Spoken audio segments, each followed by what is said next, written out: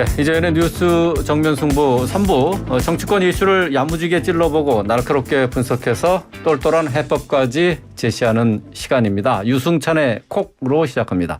유승찬 정치 컨설턴트 나왔습니다. 안녕하십니까? 네, 안녕하세요. 네. 자, 민주당 서울시장 선거 공천을 둘러싼 잡음이 계속되고 있는데요. 당 전략공천위원회가 송영길 전 대표 또 그리고 박주민 의원을 서울시장 공천에서 배제하기로 해서 논란입니다. 당 내부 비판도 적지 않은데, 자, 유 대표는 이 상황 어떻게 평가하십니까? 뭐 한마디로 이 총체적 난맥상을 드러내고 있다. 예. 그러니까 전략 없는 전략공천위원회다. 뭐 이렇게 정의를 할 수 있을 것 같아요. 그러니까 전체적으로 지금 민주당 분위기를 보면 이제 검수완박 법안 추진에 올인하느라고 지방선거를 굉장히 좀 소홀히 하고 있는 것이 아닌가. 네. 저는 이제 어떤 일종의 통제력을 좀 상실했다라고 보거든요. 그러니까 사실 전략공천이라는 건 어떤 때 하는 거냐면 선거에서 지금 나와 있는 후보로는 이기기가 어렵다고 판단될 때 네. 새로운 인물을 투입해서 뭔가 해보려고 할 때 전략공천을 하는 거잖아요. 예, 예. 그래서 전략공천위원회는 네거티브 방식으로 의사를 표현하지 않아요. 그러니까 지금 있는 후보를 자른다 말다 이런 논란이 나오는 것 자체가 전략이 없는 거고요. 굉장히 포지티브한 방식으로 새로운 인물을 투입하는 방식, 그래서 새로운 인물을 섭외하고 이번에 시민들이 볼 때도 좀 신선한 인물이 나왔다. 뭐 이 정도를 해야 이게 이제 전략공천이라고 볼 수 있는 건데 그런 게 아니고 기존에 나왔던 이제 뭐 송영길 후보나 박주민 후보를 공천에서 배제키로 했다는 얘기가 먼저 흘러나온 거잖아요. 네.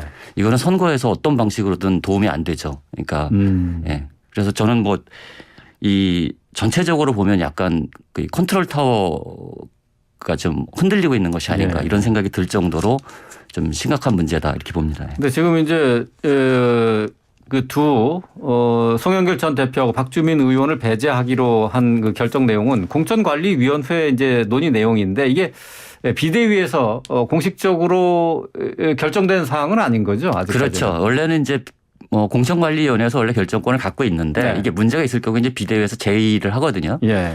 근데 이제 비대위에서는 어떤 결론을 낼지 잘 모르겠어요. 근데 상식적으로 보면 그 윤호중 비대위원장하고 미리 상의하지 않았을 가능성은 저는 없다고 봅니다. 그러니까 이런 중요한 결정을 할 때는 전략공천위원회에서도 이제 공유되고 있는 내용인데 공유되고 있는 건데 이제 문제가 되니까 다시 이제 비대위에서 다시 논의를 하겠다. 뭐 이렇게 지금 얘기가 나오는 것 같습니다. 이 그 결정 내용이 외부에 유출된 것과 관련해서 윤호중 비대위원장이 유출 경위를 조사해서 징계를 하겠다 이렇게 얘기를 했어요. 그건 뭐 너무 당연한 것 같아요. 이게 내부 논의 과정에서 공식화되기 전에 유출됐다는 거는 좀 이제 뭐 전략은 약간 그렇게 마구 유출되면 안 되는 거잖아요. 네네.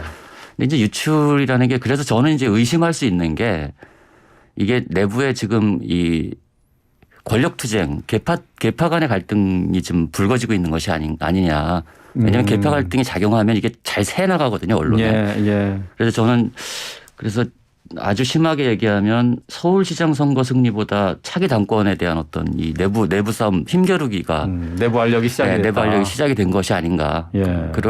그렇기 때문에 이것이 이제 밖으로 먼저 새나간 것이 아닌가. 뭐 이렇게 볼 수도 있을 것 같습니다. 그런데 송영길 전 대표는 이 유출 경위 조사하고 또 징계하겠다. 뭐 이러한 그 윤호중 비대위원장의 발표에 대해서 검찰 공학을 따라가냐. 그런 걸 왜 지금 따질 때냐. 이렇게 비판하고 있어요. 그러니까 사실 뭐 송영길 후보도 사실 그 출마할 때부터 좀 논란이 좀 있지 않았습니까? 그러니까 이 대선 패배에 책임을 지고 사퇴한 당대표가 바로 서울시장 선거에 나오는 것에 대한 문제가 있고 또 이제 주요 정치 거점이 다 인천이었는데 갑자기 서울시장 후보로 나오면서 사실 서울 지역 민주당 의원 다수가 거기에 대해서 좀 반대하는 입장이라고 이제 나왔죠. 어떻게 됐건 그러나 이미 이제 그 후보 등록을 했고 그리고 출마 선언도 하지 않았습니까? 송영길 후보 같은 경우는 뭐 박주민 후보는 제가 볼 때는 이제 부동산 문제 때문에 이번에 뭐 배제 얘기가 나온 것 같아요. 임대차 3법 관련한 그 개인적인 문제가 좀 있지 않았습니까? 근데 저는 지금 이 상황에서 이런 상황에서 이 정말로 혁신적이고 파격적인 인물이 아니고서는 전략 공천을 밀어붙이긴 좀 어렵지 않을까 뭐 이런 생각을 하게 됩니다. 그런데 어쨌든 비대위가 어떤 결정을 내릴지는 잘 모르겠습니다만은 지금 이제 그 배제되는 그 송영길 전 의원 또 박주민 전 대표하고 이제 박주민 의원 이분들 외에 지금 떠오르는 인물이 마땅히 없는 가운데 지금 박영선 전 장관 얘기가 계속 나오고 있네요. 네. 박영선 전 장관 얘기가 지금 뭐 원래부터 이제 좀 나왔었는데 그런 요구가 있었는지 잘 모르겠어요. 내부에서 이 커뮤니케이션이 좀 됐는지. 원래 이제 이낙연 그 전 대표한테도 출마를 권유했다는 얘기도 있지 않습니까? 근데 박영선 전 장관은 그 지난번 보궐선거에서 굉장히 큰 표 차이로 졌단 말이에요. 그러면 전략공천할 명분이 있을까요? 그러니까 지난 선거에서 뭐 그래도 박빙까지 쫓아갔다든가 뭐 이런 게 아니고 두 자릿수 이상 격차로 패배한 후보를 뭐 다른 이유 없이 또 전략공천을 한다고 하면 당내 갈등이 더 격화되지 않을까 저는 뭐 그렇게 생각하고요. 합리적이라면 뭐 박영선 그 전 장관이 후보로 합류해서 경선을 하는 방법은 있을 것 같아요. 경선에 대한 흥행성을 좀 높이겠다. 뭐 이런 방식으로. 근데 전략 공천을 하기는 그러면 당내 갈등은 훨씬 더 격화되지 않을까 뭐 이렇게 생각합니다. 뭐 당내 갈등이 만약에 전략 공천으로 박영선 전 장관을 내세운다 하면은 그 안에 이제 당 내부에 알력이 더 심해지지 않겠느냐 하는 그런 예상을 해 주셨는데 자, 또 경기도지사도 이게 좀 관심이 많이 가는 부분인데 이 경선이 상당히 치열해지고 있지 않습니까? 네, 경기도지사도라고 이제 말씀하셨는데 저는 이번 선거의 승패를 가르는 분기점이 경기도지사 선거라고 생각합니다. 그러니까 왜냐하면 이제 그 이재명 그 상임 고문의 정치적 기반이기도 하고 그리고 이번 대선에서 경기도는 한 5% 가까이 그 이재명 후보가 윤석열 후보보다 많은 득표를 하지 않았습니까? 근데 경기도를 가령 민주당이 경기도를 진다. 그러면 참패가 되는 거고요. 그리고 경기도를 지킨다, 이긴다. 이러면 선전한 게 되는 거겠죠. 그 정도 이번 지방선거의 어떤 승패를 가르는 분기점이 경기도라고 보기 때문에 경기도 선거가 저는 서울시장 선거는 뭐 여론조사도 그렇고 약간 판이 좀 기울었다 이런 이제 느낌들이 좀 많거든요. 근데 경기도 선거는 여전히 두 당이 다 해볼 만하다. 뭐 이렇게 보고 있는 것 같아요. 그런데 이제 민주당에서는 이제 후보 결정하기 위해서 결선 투표제를 도입을 했네요. 네네. 그건 뭐 우리 그 민주당에 원래 있던 3명의 후보 안민석, 조정식, 염태영 후보 입장에서 강력하게 요청을 했을 거고 사실 김동연 후보 입장에서는 좀 불편하겠죠. 이 결선 투표가. 그냥 가면 1등을 할 가능성이 높은데 이게 결선 투표를 하게 되면 또 변수가 생기는 거 아니겠습니까? 그렇죠. 그래서 김동연 후보도 자신할 수 없는 상황이 되는 거죠. 네, 김동연 후보는 그래서 저는 좀 약간 그 손해보는 장사를 했다. 저는 이렇게 봅니다. 왜냐하면 조금 더 버텼으면 여기 김동연 후보야말로 좀 전략 공천을 할 수 있는 그 명분이 좀 있는 분이었잖아요. 근데 이제 들어와서 경선을 하게 됐는데 사실 민주당이 이런 그 광역 후보 경선에서 결선 투표를 도입한 예가 그렇게 많지는 않거든요.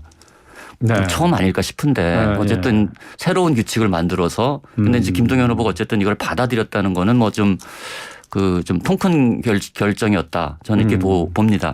근데 뭐 조금 전에 저희가 이제 안민석 의원과 전화 통화를 했습니다마는 무난하게 가면 무난하게 진다. 그러니까 이런 결선 투표제를 도입을 해서 유권자들의 관심을 끌어올리는 것이 결국 이제 본선 경쟁력도 높이는 것 아니겠냐 이렇게 얘기를. 그 말씀 맞는 것 같아요. 저는 이제 결선 투표가 좀 포괄적으로 좀 그 제도적으로 도입됐으면 좋겠다는 생각이 들어요. 왜냐하면 국민들도 이제 그 단일화.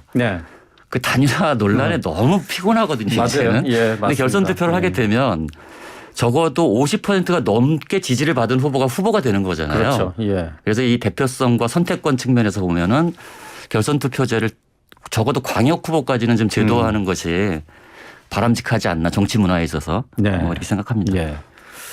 또 이제 국민의힘에서는 오늘부터 이틀간 경기도지사 후보를 결정하는 여론조사 또 그리고 책임 당원 투표를 실시를 하는데요.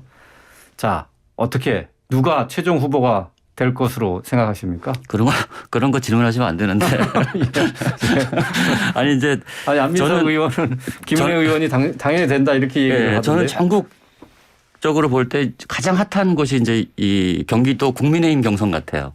네. 그러니까 이 유승민, 김은혜 두 분이 붙은 왜냐하면 이게 좀 재밌잖아요. 우리 우리나라에 아직까지 그 여성 광역단체장이 없었어요. 지금까지. 그랬나요? 예, 한 명도 없었어요. 이번에 김은혜 만약에 김은혜 후보가 돼서 당선까지 되면 최초의 이제 광역단체장이 되는 건데 이제 경선은 대체로 이제 세 가지 요소에서 결정이 됩니다. 하나가 정체성이고요. 네.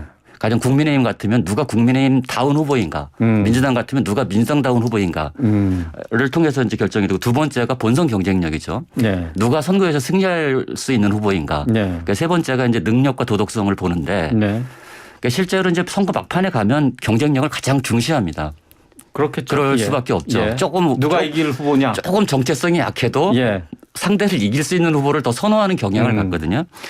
지금까지 조사들은 되게 박빙으로 나오고 있는데 이 김은혜 후보와 유승민 후보의 후보. 예, 조사는 물론 예. 전체 그냥 조사에서는 김은혜 후보가 좀 앞서는 걸로 나오지만 적합도 조사나 이렇게 들어가면 조금 뭐 힘을 다 잡는 사람이 유리할 거 아니에요. 그죠? 그렇죠. 예, 그럴 수밖에 없죠. 근데 네. 이제 윤심은 유승민 후보보다는 약간 김은혜 후보 쪽에 더 있다고 보는 게 합리적인 것 같고요.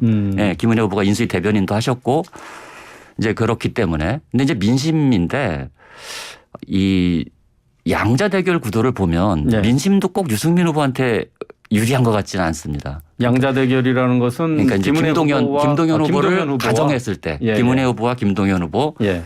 뭐 유승민 후보와 김동연 후보 이것도 다 오차범위에 있긴 한데 예. 그래도 요 조사는 일관되게 그 김은혜 후보가 조금 더 앞서는 것으로 나오기 때문에 제가 볼 때는 지금 나오는 여론조사보다 조금 더 큰 차이로 네. 김은혜 후보가 무난하게 후보가 되지 않을까. 저는 그렇게 예측합니다. 물론 이 예측이 틀릴 수도 있습니다. 여러 가지 변수도 있고. 네. 그냥 뭐 예측해 보는 거죠. 전문가 입장에서. 근데 그 지금 김동연 후보와 대결을 했을 때의 지지율 격차 이제 여론조사 내용인데요. 이게 지금 김은혜 후보가 앞서는 것으로 나오는 것도 있지만은 그 유승민 후보가 앞서는 것으로 나오는 것도 또 있었어요. 네, 있죠. 예. 예. 네, 왔다 갔다 맞습니다. 하던데요. 왔다 갔다 아직까지? 하는데 저는 이제 뭐 전체적인 흐름 보면 근데 국민의힘 지지층의 한정에서 보면 김은혜 후보가 2회 가까이 앞서는 걸로 지금 나오고 있거든요. 네. 근데 그런 측면에서 보면 흐름상 네. 그리고 아직 새 정부 출범도 안 했잖아요.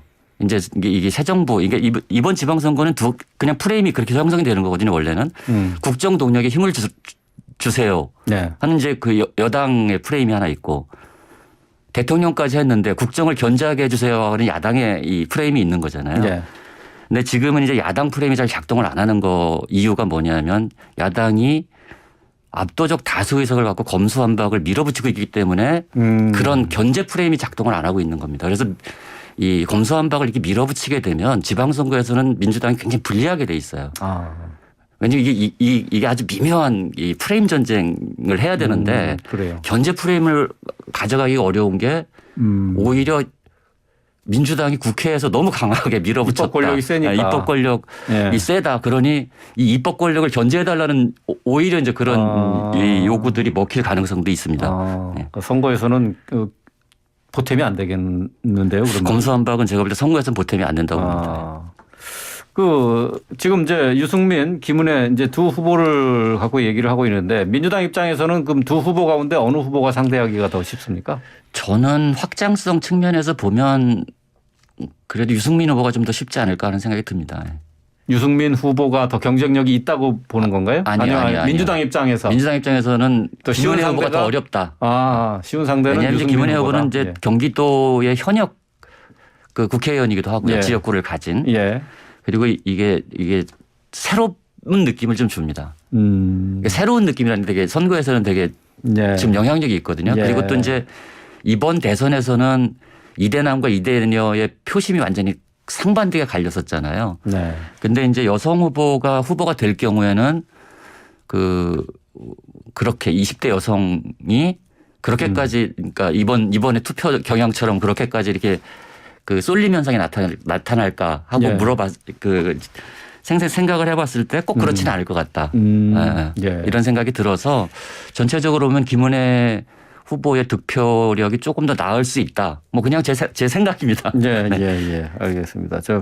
뭐 검수완박 그 법안 추진과 관련해서 이게 지방선거 민주당 입장에서는 큰 도움이 되지 않을 것이다 이렇게 말씀하셨는데 이 관련해서 오늘 박병석 국회의장이 해외 순방 일정을 취소를 했어요. 네, 맞습니다. 민주당 입장에서는 이게 좋은 신호입니까? 나쁜 신호입니까? 그 다 아전인수로 해석하더라고요. 우리 김호수 총장이랑 문재인 대통령 만나고 난 그 약간 애매한 글도 다 그렇죠.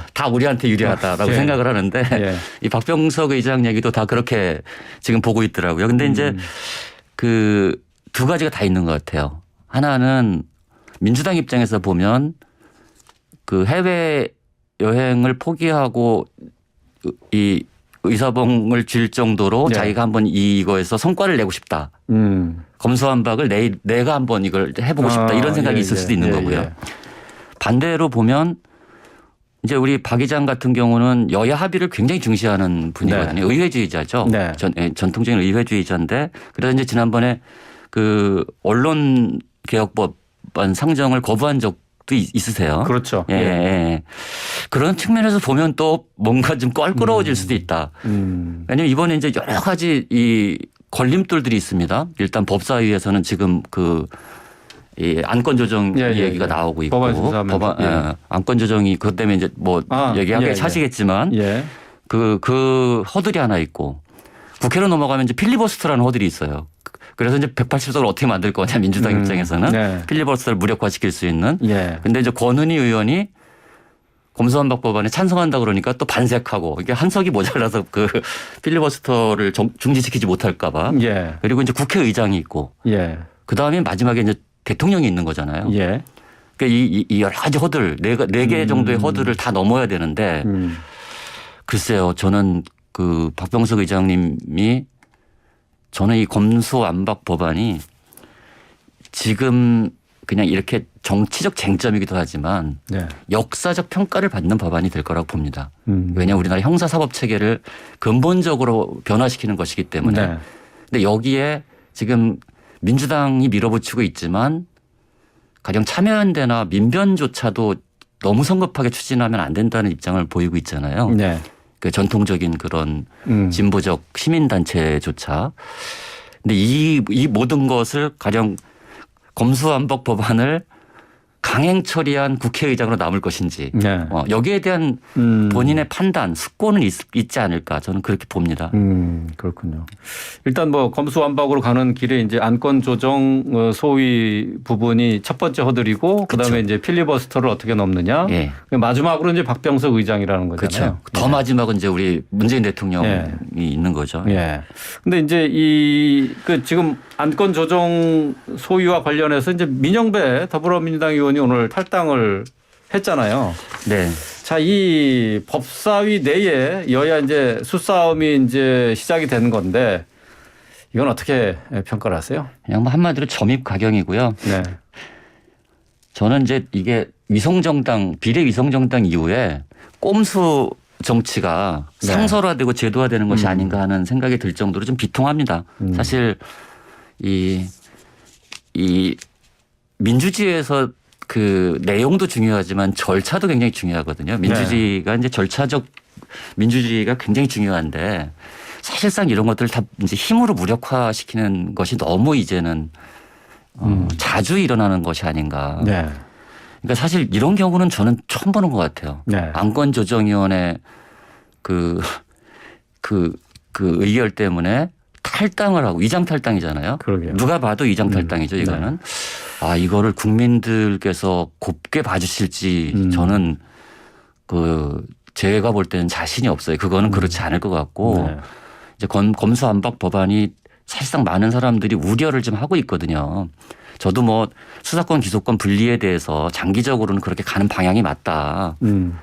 그리고 그것을 좀 합리적으로 이제 공론장들을 좀 활성화해서 무엇이 가장 합리적이고 그리고 준비도 좀 해야 되지 않습니까? 뭐 한국형 FBI를 만든다 그래도 이게 사실은 하루아침에 만들 수 있는 건 아니거든요. 그래서 준비도 하고 이게 제도화되는 과정까지는 실험도 해야 되고 뭐가 있어야 되는데 이거를 이렇게 밀어붙이는 것도 사실은 문제인데 이 과정에서 또 이런 이 꼼수를 동원하는 것이 예. 저는 좀 굉장히 이게 음. 국민들께서 굉장히 안 좋게 보실 것 같다. 예. 뭐 이런 생각이 듭니다. 조금 전에 이제 저희가 안민석 의원과 전화 연결을 해서 얘기를 들었습니다만은 이번 대선에서 패배한 이유가 촛불 민심에서 나타난 개혁을 완수하지 못했었기 때문에 지금 이 검수완박 법안도 지금 강행 처리를 준비하고 있는 것이다 이렇게 얘기를 했거든요. 그러니까 이제 그게 원인을 잘못 진단하면 또 이제 이 잘못된 처방을 내놓게 되거든요. 그러니까 뭐 그런 측면도 좀 있을 겁니다. 그런데 네. 저는 가령 뭐 그 개혁이라는 것이 국민의 삶을 증진시키거나 가령 오늘이 이제 장애인의 날인데 그러니까 장애인들의 그런 차별과 이런 것들을 좀 시정하는 그런 정말 그 국민을 위한 개혁이라면 그런 얘기를 할 수도 있을 거라고 생각해요. 예. 근데 이 검수완박이라는 것은 다분히 진영적이고 정치적인 싸움이 돼버렸어요 이미. 이분들이 갖고 있는 뭐 취지나 이런 것들을 이해하지만 이미 프레임 자체가 굉장한 정치적 프레임에 갇혀버리는 거잖아요. 네. 근데 이거를 안에서 대선에 졌다고 진단하는 건 정말로 잘못된 진단이고요. 그거는 뭐 아주 강경 지지 세력만 있으면 선거를 이길 수 있다고 얘기하는 것과 마찬가지이기 때문에 네. 그건 진단 자체가 잘못됐기 때문에 계속 이 방향도 잘못 가고 있는 것이 아닌가. 예. 뭐 이런 생각이 듭니다. 알겠습니다. 뭐 더불어민주당에서는 어쨌든 이번에 검찰 개혁을 하겠다는 절박한 의지를 보여준 것이라고 뭐 평가를 할 수 있을 것 같은데요. 오늘 말씀 여기까지 듣도록 하겠습니다. 지금까지 유승찬 정치 컨설턴트였습니다. 고맙습니다. 네, 고맙습니다.